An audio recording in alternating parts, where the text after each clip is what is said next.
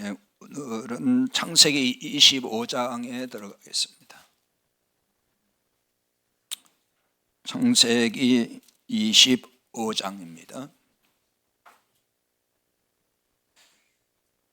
오늘 1절부터 18절까지입니다. 다 같이 한 목소리로 봉독합니다. 아브라함이 후처를 맞이하였으니 그의 이름은 그두라라. 그가 시므란과 욕산과 무단과 미디안과 이스박과 슈아를 낳고 욕산은 스바와 드단을 낳았으며 드단의 자손은 나스로 족속과 르두시 족속과 르미 족속이며 아들들은 에바와 에벨과 녹과 아비다와 엘단이 다 그두라의 자손이었더라.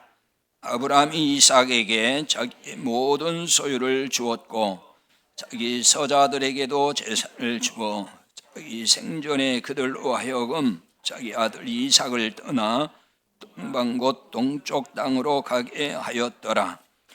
아브라함의 향년이 175세라. 그의 나이가 높고 늙어서 기운이 다하여 죽어 자기 열조에게로 돌아가매 그의 아들들인 이삭과 이스마엘이 그를 마므레 앞 해쪽 속 소알의 아들 에브론의 밭에 있는 막벨라굴에 장사하였으니 이것은 아브라함이 해쪽 속에게서 산 밭이라. 아브라함과 그의 사라가 거기 장사하더니라. 아브라함이 죽은 후에 하나님이 그의 아들 이삭에게 복을 주셨고 이삭은 부엘라르의 근처에 거주하였더라. 사라의 여종 애굽인 하갈이 아브라함에게 낳은 아들 이스마엘의 족보는 이러하고 이스마엘의 아들들의 이름은 그 이름과 그 세대대로 이와 같으니라.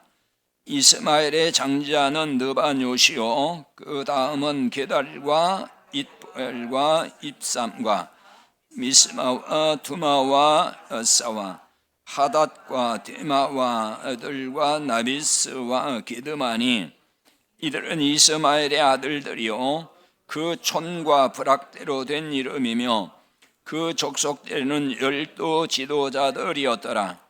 이스마엘은 향년이 137세에 기운이 다하여 죽어 자기 백성에게로 돌아갔고 그 자손들은 하일라에서부터 아수르로 통하는 애굽 앞 술까지 이르러 그 모든 형제와 맞은편에 거주하였더라. 아멘.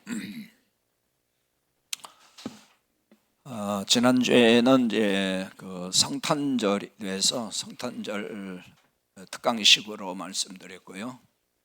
창세기를 수요일에 계속 강의하기 때문에 오늘 또 바로 이어서 이제 25장에 들어와서 말씀을 같이 상고하겠습니다. 이 창세기 25장은 아리송한 이야기로 시작하고 있습니다. 왜냐하면 아브라함이 후처를 맞이했다.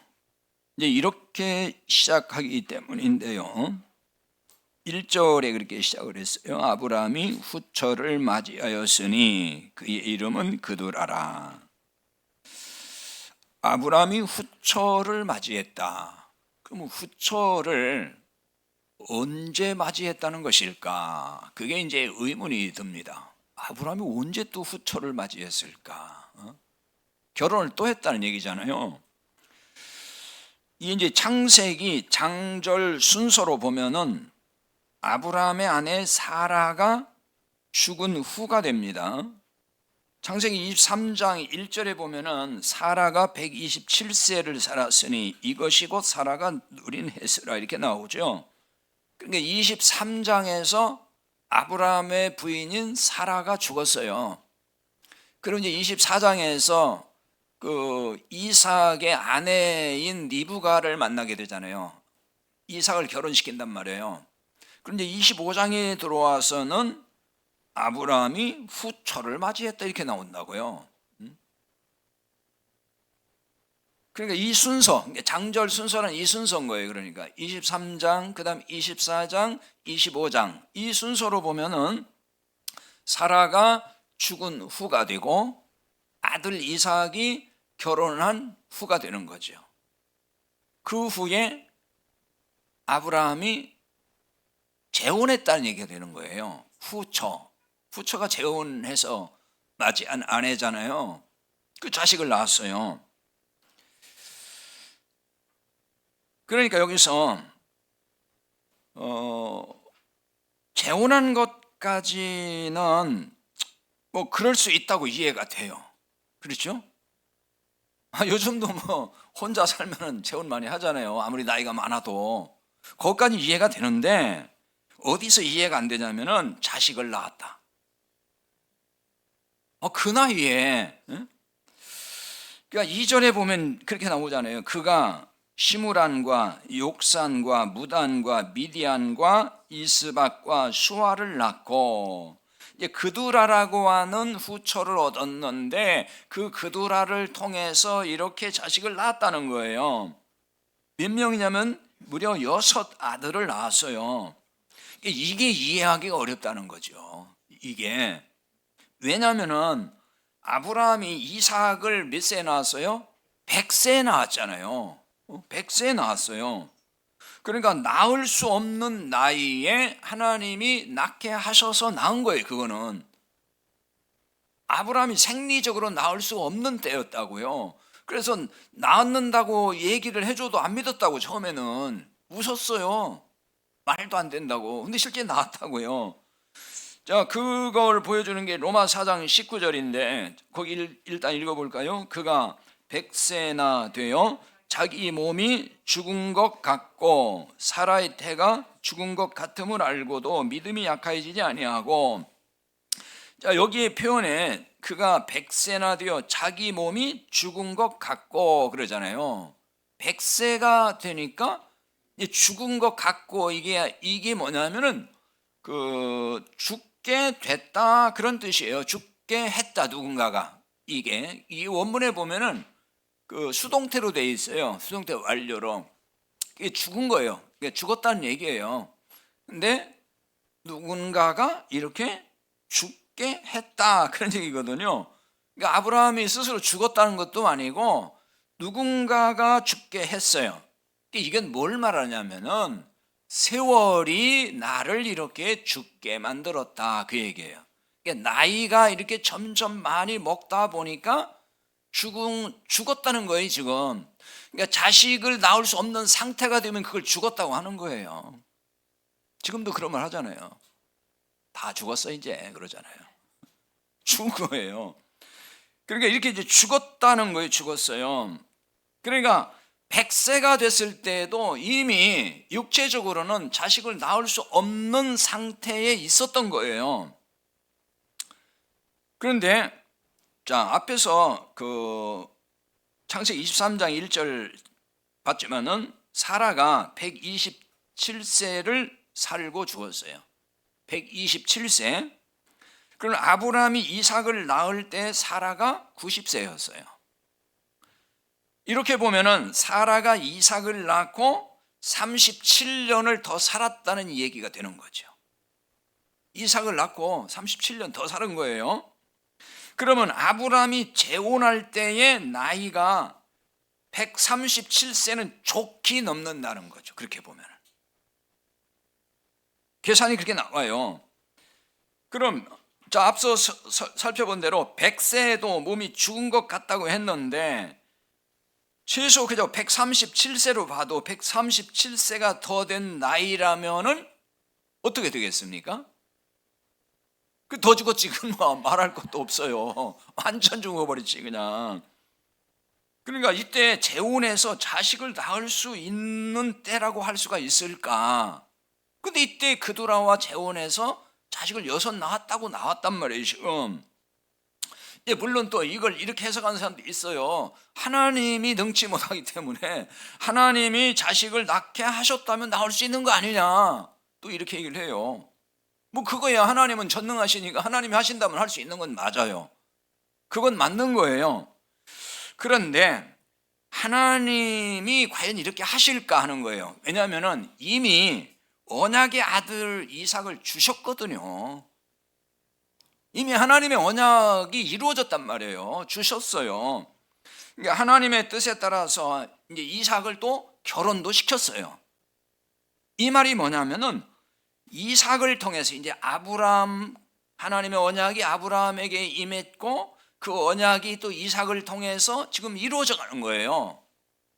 그러니까 이삭을 통해서 하나님의 언약이 계속 이루어져 갈 거예요, 앞으로도. 그러니까 아브라함이 또 자식을 낳을 필요가 없다는 얘기예요. 그러니까. 왜냐하면 하나님의 언약의 자식은 이삭 하나니까. 그게 하나님의 약속의 자식이에요. 다른 자식은 이제는 안 되는 거예요. 없어. 더 낳을 필요가 없는 상황인데 근데 왜 하나님이 또 낳게 하셨겠느냐는 거죠. 그러니까 그거는 아니다. 이렇게 일단 결론을 낼 수 있잖아요. 하나님의 능력으로 137세 됐어도 얼마에 나올 수 있다 이렇게 해석하면은 그거는 하나님의 언약과 뭔가 맞지 않는 얘기가 되는 거예요. 그냥 하나님이 이걸 낳게 하실 이유는 없다 그거예요. 그렇다면 하나님이 아브라함에게 후처를 취하라고 했을까? 하나님이. 그리고 자식을 낳을 수 없는 상태의 아브라함에게 자식을 낳을 능력을 과연 주셨을까? 이거는 아니다는 거죠. 그러니까 만약에 그런 식으로 이걸 해석을 해버리면은 하나님은 일관성이 없는 분이 되고 마는 거예요. 또 언약의 자식이 또 있어야 된다는 얘기가 되잖아요. 그래서 또 주셨다. 그러면 그때 낳은 자식들 6명이 언약의 자식에 안 들어가요. 뒤에 보면 뒤에 설명이 다 됩니다만은 안 들어가. 그러니까 이거는 안 맞는 얘기란 얘기죠. 그렇다면은 이 문제를 어떻게 봐야 할까 하는 거예요. 아브라함이 후처를 맞이한 시점은 창세기 장절의 시간순이 아니라는 말이 되는 거예요. 성경은요 반드시 시간순, 연대순대로 기록되지 않았어요. 가끔 성경 읽다 보면 안 맞는 게 있어요. 이게 연대순으로 보면 앞뒤가 이렇게 뒤바뀌고. 그건 뭐냐면은 성경은 반드시 연대순으로 기록해 놓은 건 아니다. 어떤 사건이 뒤에 가 있으시고 앞설 수 있어요. 이게 연대순에 맞춰서 배열이 된 게 아니고, 그러니까 그 연대순으로 배열하지 아니했다는 말은 이 순서를 따라서 뭔가 연대순은 아니지만은 이 이야기를 통해서 뭔가 하나님이 이렇게 계시하고 싶은, 하나님이 드러내주고 싶은 하나님의 뜻이 분명히 있다 그 얘기를 하는 거예요. 그러니까 연대순은 안 맞으니까 성경이 모순이다 이렇게 말하면 안 되는 거예요. 그러니까 시간순으로 보면은 그 시간 연대순으로 보면은 하갈을 취한 그 후에 어느 시점으로 보는 게 좋다는 거예요. 이게 장절 그 연대순으로 보면은 이게 해석이 안 돼요. 이거는 하갈을 취한 그 후, 하갈이 첩이잖아요. 그 후에 또 어느 사건, 그 시점으로 보는 게 좋다. 왜 그렇게 볼 수 있을까 하는 거예요. 자, 1절에 그두라를 이제 후처로 맞이하였으니라고 나와 있는데, 하였으니 이제 번역은 맞이하였으니 돼 있지만 하였으니 맞이하였으니 이게 달라요. 다 단어가. 하였으니란 말은 야사프라는 히브리 말인데 이 말은 어떤 거에다가 더한다는 뜻이에요. 있는데 더한다. 또 이 말은 그래서 다시 한다. 있는데 또 한다는 거예요. 또 그런 뜻이거든요. 근데 이제 맞이하였으니, 맞이라는 말은 락가으라는 말인데 이 말은 이제 많이 나오는 동사예요. 취한다는 말이에요. 취한다. 첩을 취했다. 아니면 손에 잡았다. 얻다, 데려온다. 여러 뜻이 있습니다. 그런 뜻이에요. 따라서 아브라함이 후처를 또다시 얻었다 하는 말이 되는 거예요. 이게 지금 그 뜻으로 보면은, 그러니까 1절은 지금 1절은 하갈이라는 첩을 취했는데 그 후 어느 시점에서 또 첩을 취했다는 뜻이 되는 거예요. 이게 그러니까 사라가 죽고 난 뒤에 혼자 살기가 좀 너무 적적해서 재혼했다는 얘기가 아니고, 사라가 살아있을 때 하갈을 취했잖아요. 근데 하갈을 취하고 나서 그 뒤에 또 어느 시점에 그두라라고 하는 한 여인을 또 첩으로 취했다, 그런 얘기라는 거죠. 자, 그런데 저기 25장 1절에서는 첩이 아니고 후처라고 번역을 했기 때문에 첩이 아니라고 주장을 할 수가 있어요. 사람들이 그렇게 보니까 그대로. 그 실제로 이 해석을 하는 사람, 그 주석에도 보면은 이걸 제대로 해석을 안 해놨어요.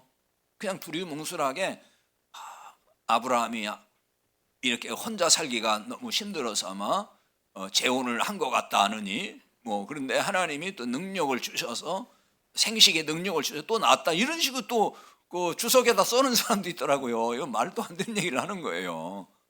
성경을 너무 그러니까 이 표피적으로 그냥 보는 거죠. 그러니까 이것은 그 재혼이라고 주장하면 안 된다는 거예요. 이건 재혼이 아니에요. 창세기 16장 3절에 보면은 거기 이제 하갈을 첩이라고 하거든요. 첩. 거기는 분명히 첩이라고 나와요. 근데 이제 1절에 후처, 지금 25장 1절에 후처라고 되어 있잖아요. 그두라를 후처로 지금 삼은 거예요. 그 후처라는 단어와 16장 3절 하갈의 첩이라는 단어와 같은 단어예요. 똑같은 단어를 쓰는데 어떤 단어냐면 이샤라고 하는 히브리어 명사를 쓰고 있어요. 근데 이 이샤라는 말은 보통 이게 이제 여성을 말할 때에 쓰는 히브리 말이에요. 근데 이거를 아내라고도 번역을 해요. 남자를 말할 때는 이쉬라고 합니다. 여자는 이샤 그러고요. 성질나면 이쉬 그런 이쉬가 아니에요. 히브리어의 이쉬는 그냥 남자의 남자, 남편 혹은 인간이 그렇게 번역되는 말이에요. 그러니까 첩과 후처가 모두 다 이샤라는 명사라는 거예요. 똑같은 단어예요. 번역을 한 군데는 첩이라고 해놓고 한 군데는 후처라고 했기 때문에 후처는 정실 부인이 되는 거잖아요. 그래서 그 재혼으로 이렇게 오해를 하는 거예요. 이게 이렇게 이걸 제대로 모르니까. 자, 그두라를 첩이 아닌 후처라고 번역을 해서 사라의 사벼로 재혼한 것으로 읽히게 된다는 거죠. 그러니까 하지만 이삭을 낳기 전에 그두라를 첩으로 맞이한 것으로 보이는 거예요. 이삭을 낳기 전에.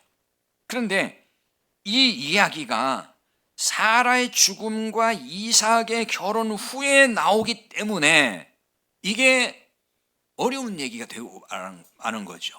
궁금증을 이렇게 자아낸다는 거예요. 이런 이야기가 사라의 죽음과 이삭의 결혼 후에 나온다는 것은 어떤 의미일까? 아까 말씀드렸죠. 연대순이 아니고 바뀌어 나오더라도 모순이 아닌 거고, 그럴 때는 뭔가 이유가 있다는 것이고, 뭔가 하나님이 보여주시고 싶은 그 계시가 있다는 얘기죠. 그러니까 이게 단순히 지금 아브라함이 재혼 아니면은 첩을 얻었다는 어떤 에피소드를 읽어가는 중에 심심할까 봐서 넣었다는 얘기가 아니에요. 창세기를 읽을 때에 그냥 쭉 너무 재미없으니까 이렇게 에피소드로 아브라함이 또 나중에 이렇게 늦은 나이에 또 재혼해서 자식 아들 6명 낳았다 이런 얘기를 읽어가면서 좀 재미 좀 느끼라고 읽는 사람에게 그래서 기록했다는 게 아니에요. 그러니까 여기 뭔가 이유가 있다. 영적으로 그러니까 어떤 의미가 있다. 어떤 의미를 담고 있을까 하는 거예요. 자, 이 문제를 거짓교회와 참교회라는 관점에서 살펴볼 수가 있어요. 자, 그동안에 우리가 하갈 그리고 사라 그다음에 리브가로 이어지는 이 이야기를 전부 다 교회의 관점으로 그동안 계속 제가 설명을 해드렸어요. 오늘도 이제 그런 관점에서 살펴볼 수가 있어요. 그래서 거짓 교회는 율법주의 교회고 참 교회는 복음주의 교회라는 거, 이런 것들을 지금 여기에 담아놓고 있다, 계시하고 있다는 거예요. 그러니까 이런 점에서 이제 사라는 뭐라 했죠? 복음적인 교회를 계시하고 있다. 하나의 그림자다. 이거 이미 다 설명드렸어요. 하갈은 율법을 상징한다 그랬죠. 그 갈라디아 4장 23절 26절까지가 그 내용이라는 거 몇 차례 설명드렸어요. 이거는 이게 뭐 어떻게 갖다 붙인 해석이 아니고 사도 바울이 해석을 해놓은 거예요. 그러니까 그걸 참고하시면 돼요. 자, 아브라함이 또 첩으로 맞이한 그두라는, 그러니까 이런 관점으로 보면은 그 제2의 하갈이라는 거죠. 그두라는 그 첩이니까 제2의 하갈이고 율법주의 교회다.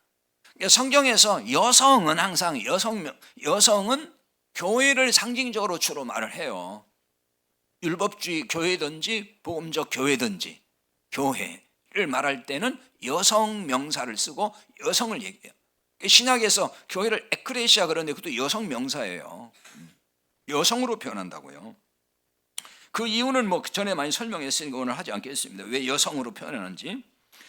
자, 이삭의 아내 그 리브가는 제2의 사라가 되는 거예요. 사라는 복음적 교회 그림자라 그랬어요. 그러니까 리브가도 마찬가지예요. 그러니까 제2의 사라이고 복음적 교회를 뜻한다. 그래서 어느 시대나 이렇게 율법주의 교회가 있고 복음적 교회가 있는 거예요. 어느 시대나. 이제 크게 보면은 이 두 갈래로 나눠 있어요. 구약에도 교회를 계시해 줄 때도 항상 두 갈래에서 말씀하고, 신약에서 이제 또 교회가 세워지고 나서도 항상 이 두 갈래에 있어요. 그 바울 서신에서도 항상 이 문제 가지고 바울이 항상 가르치고 있는 거예요. 율법주의에 대한 공격을 엄청 하잖아요. 잘못됐다고. 그 율법주의 교회를 말하는 거거든요. 복음적 교회와 율법적 교회로 이렇게 크게 보면 두 갈래다. 그런데 복음주의 교회보다 율법주의 교회가 훨씬 더 왕성하게 성장한다는 거죠. 그두라가 낳은 자식이 6명이라고 나오고 그 다음에 이어서 그 이들의 후손을 열거하고 있어요. 그게 3절 4절이죠. 그두라가 낳은 자식의 후손들입니다. 그리고 12절부터는 하갈이 낳은 이스마엘의 족보를 열거하고 있습니다. 여기도 갑자기 이스마엘 족보가 나오잖아요. 그러니까 이것은 앞에 있는 그두라의 후손들과 이스마엘 후손들과 뭔가 다 연관성이 있는 거예요. 왜 갑자기 이스마엘 후손들 이야기가 나올까? 그거는 다 연결이 돼 있다는 얘기를 보여주는 거잖아요.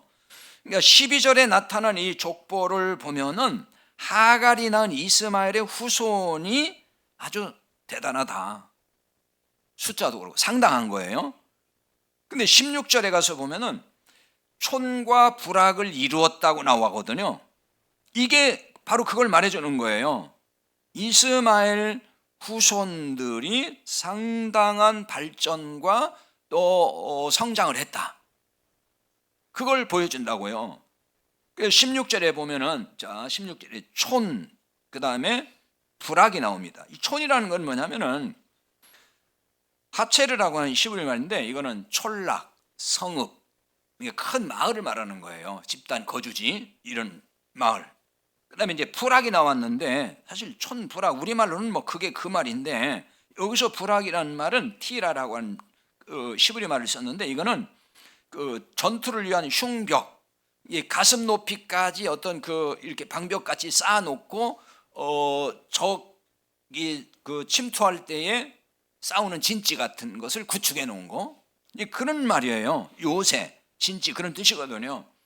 자, 이렇게 보면은 이스마엘 후손들은 어떤 큰 마을도 이루고 그리고 진지까지 구축했다 하는 걸 알 수가 있는 거예요. 그래서 18절에 이렇게 나왔죠.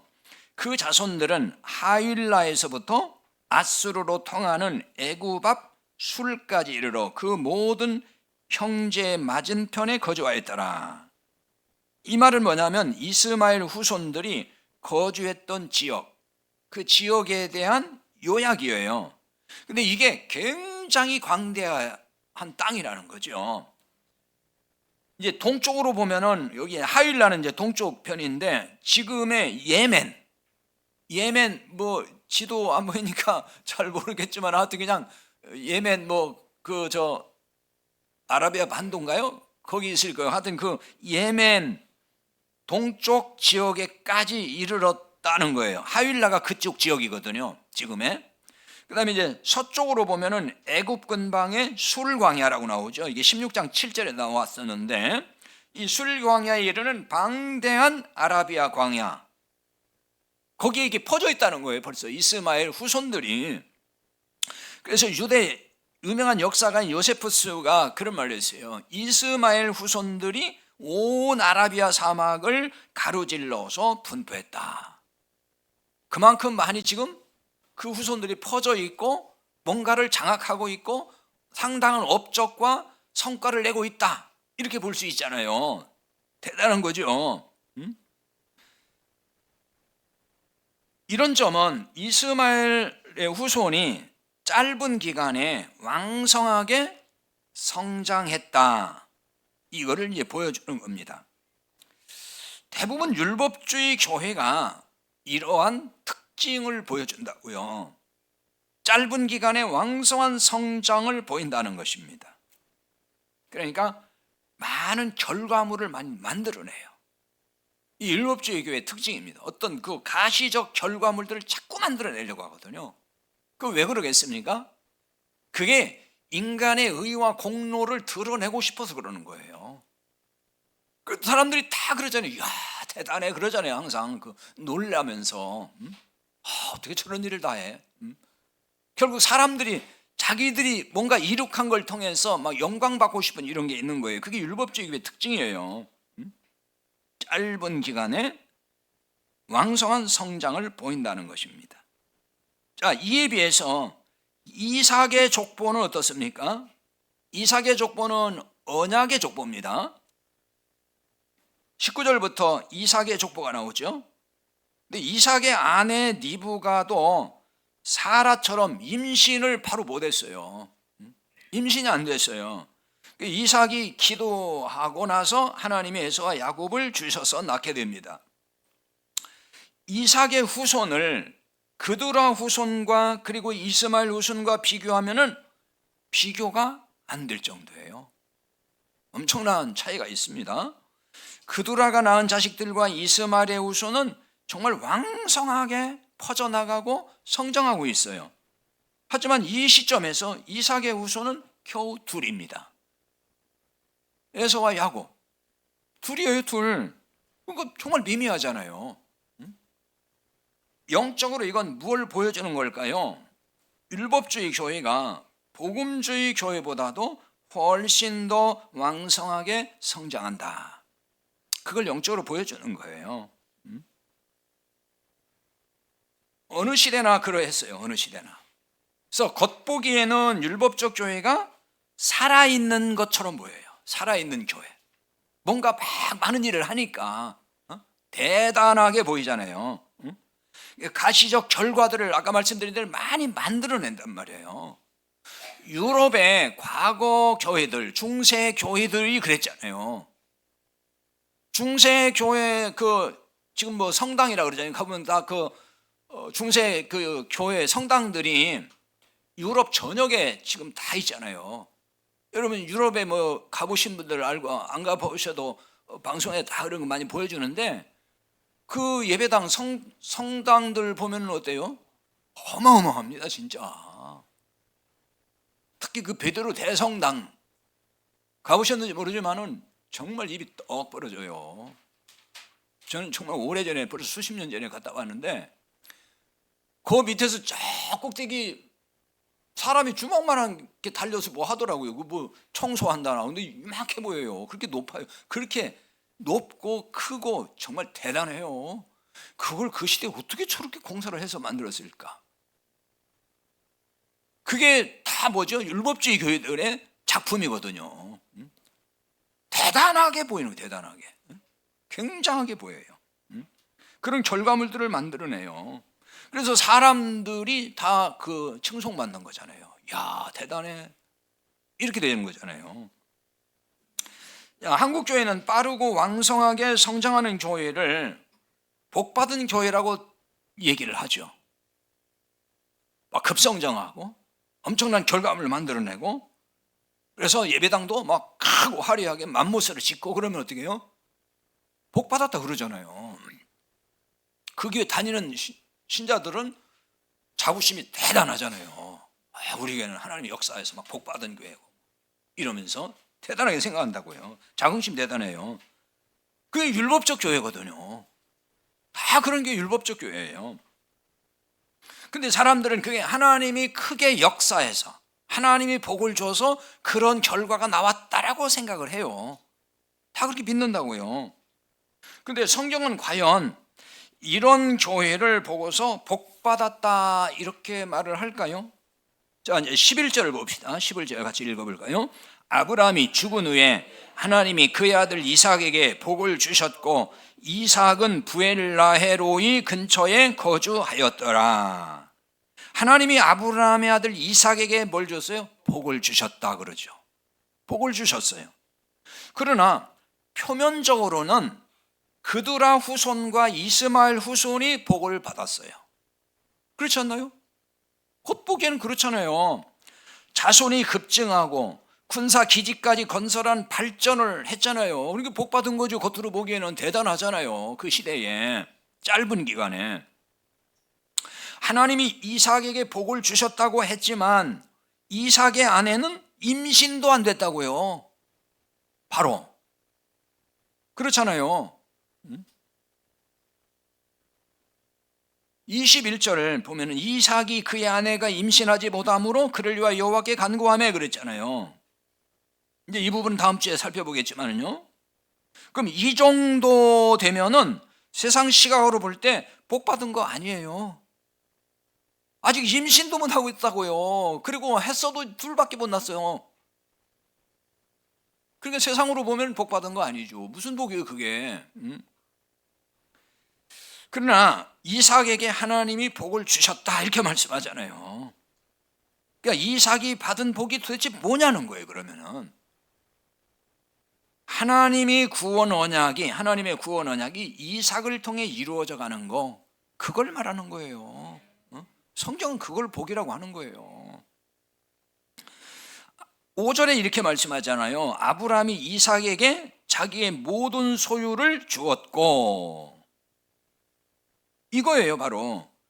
단순히 여기 지금 아브라함이 소유한 재산만을 가리키는 게 아니에요. 모든 소유를 줬다 그러니까 아브라함이 지금 이삭에게 모든 전 재산 다 주었다, 그러니까 복 받았다, 뭐 이렇게 생각하면 안 돼요. 이게 그런 얘기 아니에요.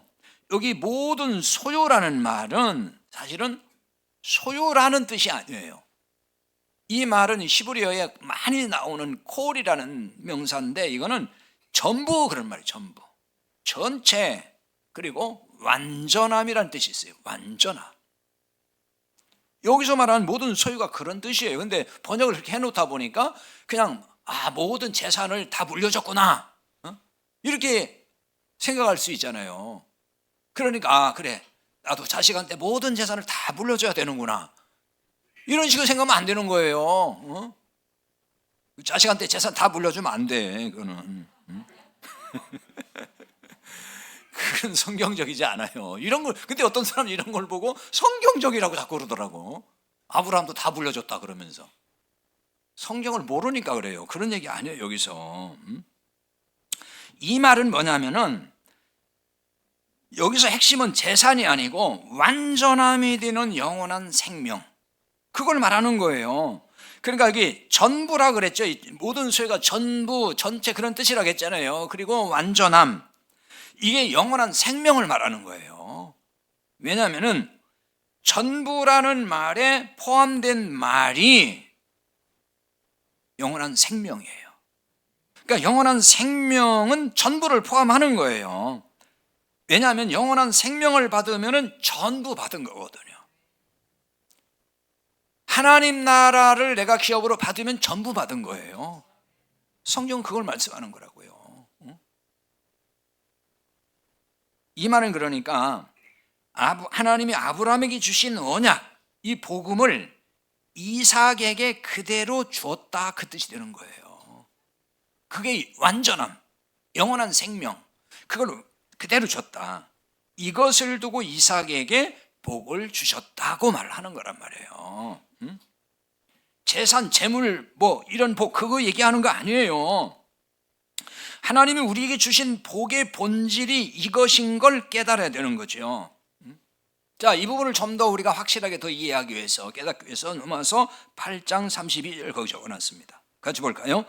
자기 아들을 아끼지 아니하시고 우리 모든 사람을 위하여 내주신 이가 어찌 그 아들과 함께 모든 것을 우리에게 은사로 주시지 아니하겠느냐. 아멘. 여기도 모든 것을 이렇게 돼 있죠. 모든 것, 이건 이제 헬라어의 파스란 말인데 이게 히브리어의 콜과 같은 말이에요. 똑같은 단어예요. 구약에 이제 성경을 헬라어로 번역을 70인역이라고 하는데 거기에 번역할 때 이 콜을 파스로 번역을 해놨어요. 똑같은 말이에요. 그래서 똑같이 전부, 전체, 완전함, 그런 뜻이에요. 그래서 하나님은 우리에게 예수님을 주신 것은 모든 걸 주신 것이라고 말씀을 하는 거예요. 지금 모든 걸 주신 것이다. 이것이 신구약에서 가르치는 복의 본질인 거예요. 근데 이 복을 깨닫지 못하면은 자꾸 그 소원 성취해달라고 세상 것 달라고 계속 그거 구하는 거예요. 이 복을 깨닫지 못하면. 그러니까 이제 1월 1일 날 어디 갔죠? 저 해맞이.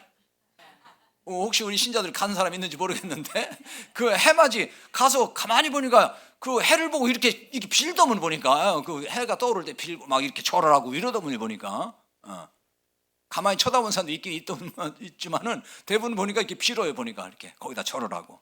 그거 뭐예요? 자기 소원을 빌었다고 얘기해. 전부 다 들어보면 뭘 빌었습니까 하면은 뭐 새해는 뭐 사업도 잘 되고 또 뭐 우리 애들 잘 되고 홍보 잘하고 뭐 건강하고 다 그거 빌었다고 그래요. 태양한테 빌면 되는 거예요, 그게? 태양한테?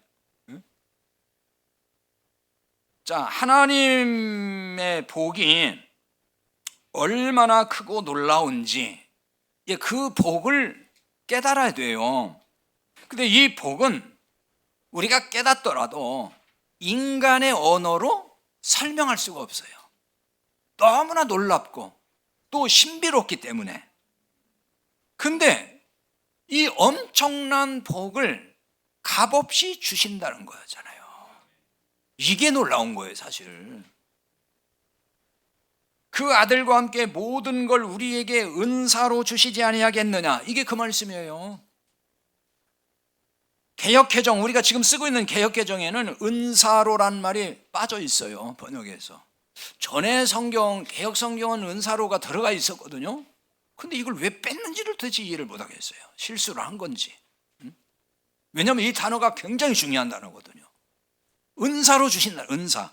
그 은사란 말이 우리가 생각하는 뭐 성령의 은사, 그 은사가 아니고, 물론 그것도 그 뜻은 맞는 뜻이긴 한데, 여기서 은사라는 말은 은혜란 말이에요, 은혜. 여기 은사로라는 말은 카리조마이란 말인데, 값없이 준다, 그런 말입니다. 값없이 준다. 은혜를 베푼다. 그런 뜻이에요. 아들을 주신 하나님이 모든 것을 값없이 주신다. 그 얘기거든요, 이게. 그런데 많은 교회에서 말씀대로 열심히 잘해야만이 복을 받는다, 하나님이 뭘 준다 그러잖아요. 제가 이런 부분에 대해서 정말 수도 없이 말씀드린 것 같아요. 우리 교회에 와서 수도 없이.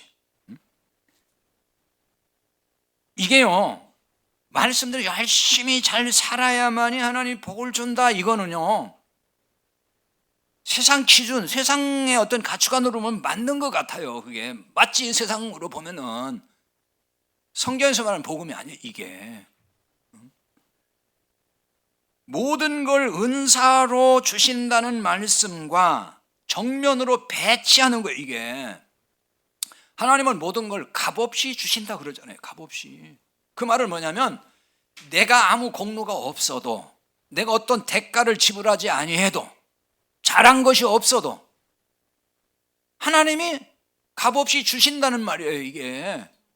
근데 왜 자꾸 한국교회는 뭘 해야 자꾸 준다고 하냐고. 뭘 잘해야 준다, 계속 그러잖아요. 그러니까 이런 가르침을 율법주의 신앙이라고 하는 거예요. 율법주의 신앙이 뭐 이상한 소리가 아니에요. 이런 얘기예요, 이런 얘기. 지난주에도 그 어디죠? 먼 데서 뭐 어떤 그 연세가 많이 드신 그 자매님 둘이 방문을 하셔가지고 뭐 저하고 한참 얘기를 하다 가셨는데, 이 얘기 중에 그런 얘기를 했어요. 그 은혜에 대해서 얘기를 나눴는데, 제가 그랬어요. 은혜의 개념, 그 은사의 개념만 제대로 깨달아도 율법주의나 기복주의에서 벗어날 수 있다. 왜냐하면 은혜라는 건 그냥 준다는 거예요. 그냥 공짜로, 쉽게 말하면. 근데 왜 뭘 자꾸 종교적 행위를 해야 준다고 얘기를 하냐고. 그래서 그거 복음이 아니라는 거예요. 그걸 율법주의라고 하는 거라고요. 거기다가 뭘 열심히 해야만이 하나님 나라 가면 뭐 상급 받는다도 그러잖아요. 그러니까 그게 은혜의 복음과 완전히 배치되는 얘기인 거예요. 하나님 나라는 공로를 가지고 가요, 못 가요? 못 가는 거예요. 은혜로 가잖아요. 그러면 상급이라는 거는 공로 있는 사람에게 공로 없는 사람에게 주는 거예요? 공로 있는 사람에 주는 거잖아요. 그럼 하나님 나라 공로 가지고 못 간다면서요. 공로 가지고 못 간다는 얘기는 공로 필요 없다는 얘기예요. 그럼 하나님 나라 가서 나 공로가 있으니까 나 왜 상 안 줘요? 이렇게 말을 할 수 있어요? 아니, 공로를 놓고 왔는데 무슨 공로 얘기가 나올 수 있냐고요. 이게 말이 안 되는 거예요. 그러니까 논리적으로도. 말은 은혜로 구원받는다고 해놓고 나서 하나님 나가면 상급 받는다? 상은 공로 있는 사람한테 주는 거란 말이에요. 그럼 공로 없이 간다면서요. 근데 왜 자꾸 상급이 있다고 하냐고. 여러분도 한번 잘 이렇게 냉철하게 생각해 보라고요. 그걸 못 받아들이는 사람 많아요, 보면은. 그래도 어떻게 똑같냐고. 충성 열심히 한 사람하고 안 한 사람하고. 그건 세상 기준이라니까요. 하나님의 은혜는 그게 아니라고. 그러니까 은혜의 하나님 그러는 거라니까요. 근데 이걸 못 깨닫고 계속 뭐 껴껴 하면서 그래도 뭐 어떻게 똑같냐고 뭐 이렇게 얘기한다니까요. 그건 하나님께 따져봐요. 가가지고 왜 그러시냐고. 억울하다고 그래요. 참 답답하죠. 그러니까. 자, 아브라함은 서자들에게도 재산을 주었어요. 6절입니다. 자기 서자들에게도 재산을 주어 자기 생전에 그들로 하여금 자기 아들 이삭을 떠나 동방 곧 동쪽 땅으로 가게 하였더라. 여기 서자가 나왔습니다. 서자, 이게 히브리어는 두 자예요. 두 자. 서는 뭐냐, 필레게시 그래가지고 이거 첩이란 뜻이에요. 첩. 자, 그러니까 이거는 첩의 자식, 그런 뜻이 되는 거죠. 자, 이렇게 보면 그두라는 첩이 맞는 거예요. 아까 말씀드린 대로. 재혼한 후처가 아니고 첩이 맞는 거라고 이게 지금. 그렇죠? 아브라함은 첩의 자식들에게 재산을 주었다. 그 얘기예요. 재산을 주었다. 근데 여기 6절에 이 재산이라는 것도 우리가 생각하는 재산이 아니에요. 마타나 그래가지고 이건 선물이라는 뜻이에요. 선물. 이 중요한 의미가 있는 겁니다. 이게 다. 그러니까 이삭에게는 거의 다 주고 서자들은 조금씩 떼어서 재산 줬다, 그 말이 아니고 그런 얘기가 아닌 거예요. 물론 그렇게 이제 문자적으로 보면 그렇게도 보일 수 있지만은 여기서 우리에게 뭔가 하나님이 드러내주고 싶은 것은 그게 아니란 말이에요. 여기 첩의 자식이지만 재산을 선물로 주었다는 말이 되거든요. 그러나 이삭에게 준 것과 다른 점, 이삭에게는 모든 소유를 주었다 그랬잖아요. 근데 서자들에게는 재산을 그냥 줬다 그랬어요. 그러니까 모든 소유가 뭐라겠죠? 그건 언약이라 그랬어요. 영원한 생명. 그러나 서자들은 영원한 생명이 없다는 걸 말하는 거예요. 왜? 율법의 자식이다, 그 얘기예요. 그러니까 율법의 자식은 구원받지 못한다는 얘기를 하는 거예요. 그런 게 다. 첩의 자식은 율법주의 산물을 상징하는 거예요. 설명했듯이. 그러니까 율법주의 신자, 즉 이 율법주의 신자란 얘기는 넓은 의미에서 보면 세상 사람이에요. 이들에게 하나님은 재산을 선물로 주었다는 얘기예요. 물질을 줬다는 거예요. 그냥 살 수 있도록 다. 이게 그럼 뭘 의미하는 거냐는 이 재산을 선물로 주었다는 게, 그러니까 이들에게도 세상에서 얼마든지 잘 먹고 잘 살 수 있도록 해주셨다는 거예요. 하나님을 떠나 살아도 다 누구든지 먹고 살게는 해줬다는 거예요. 그게 하나님의 선물이에요. 다. 그러니까 세상 사람도 그 선물을 받고 사는 거예요. 그걸 다른 말로 말하냐, 일반 은총 그러는 거예요. 보편적 은총, 일반 은혜, 그렇게 얘기를 해요. 우리가 구원받은 건 특별 은총이고 세상 사람들이 다 먹고 살 수 있게 된 거는 일반 은총. 마태오 5장 45절 하반절 적어놨잖아요. 그거 볼까요? 하나님이 그 해를 악인과 선인에게 비추시며 비를 의로운 자와 불의한 자에게 내려주심이라. 이게 일반 은총이라고 하는 거예요. 자, 태양이 뜨면은 그 혜택을 선인은 자 하나님 백성이라고 보면은 하나님 백성에게만 해가 이렇게 뭐 혜택을 줘요? 악인이나 나쁜 놈이나 뭐 어떤 놈이나 다 똑같잖아요. 하나님은 모든 인간에게 왜? 모든 인간이 다 하나님께로부터 왔잖아요, 사실은. 그러니까 하나님은 일반적으로 모든 인간에게 이 선물을 준 거예요. 그래서 열심히 다 노력해서 살면은 먹고 살게 됐고 돈도 벌게 했고 부자도 될 수 있고 성공도 할 수 있고 이게 세상적으로는 다 그렇게 살 수 있도록 해준 거예요. 그러니까 우리는 저 예수도 안 믿고 하나님도 모르는 사람들이 뭘 저렇게 돈도 잘 벌고 잘 됩니까? 망하게 해야지, 이렇게 하면 안 돼요. 그렇게 말하는 순간 그 사람도 망할 거예요. 왜 그래요? 그 사람은 무슨 하나님 앞에 자격이 있어요? 하나님이 모든 사람에게 긍휼을 베푸셔요. 일반 은총은 주신다는 거예요. 그래서 말씀드렸듯이 세상 사람도 그 개인의 노력과 역량에 따라서 얼마든지 돈도 잘 벌 수 있고 성공도 할 수 있고 그렇게 살 수 있는 거예요. 그거는 누구나 다. 그러니까 보세요. 세상 사람 그렇게 살잖아요, 진짜. 하나님 모르지만 다 돈 잘 벌고 사업도 잘하는 사람 많잖아요. 그렇다고 해서 성경이 그런 걸 복 받았다고는 안 한다는 거예요. 우리는 자꾸 세상 기준에 그걸 자꾸 복 하지만은 성경은 그걸 복이라고 안 해요. 성경이 말하는 복은 영원한 생명을 얻는 것, 그걸 말하는 거라고요. 자, 율법주의 교회가 얼마든지 왕성할 수 있지만은 그건 복 받은 거 아니에요. 즉 불신자가 잘 되는 거, 율법주의 신자가 잘 될 수 있어요. 얼마든지 세상적으로. 그러나 그것이 복 받은 건 아니다. 성경은 그걸 가르쳐 주는 거예요. 언약의 복음으로 왕성한 교회 혹은 그 신자만이 참 복을 받은 것이다, 이렇게 말씀을 하는 겁니다. 이제 새해가 되면 우리가 인사를 새해 복 많이 받으세요 그러죠. 근데 이게 성경적 인사는 아니에요. 왜 그러죠? 우리는 복 받았어요, 못 받았어요? 이미 받았잖아요. 근데 뭘 또 받아? 받기는 더블로 받아요? 우리는 엄청난, 무엇과도 비교할 수 없는 엄청난 복을 받았습니다. 그러니까 우리는 어떤 존재냐면은 이 복을 또 받을 존재가 아니고 이 복을 누리며 사는 존재예요. 그러니까 새해 복 많이 받으세요 자꾸 습관처럼 하시지 말고 받은 복 누리세요 그러세요. 받은 복을 누리세요. 받은 복도 못 누리고 사는 사람이 많아요. 새해는 여러분이 하나님께 받은 엄청난 복을 마음껏 누리며 살기를 바랍니다. 찬송하고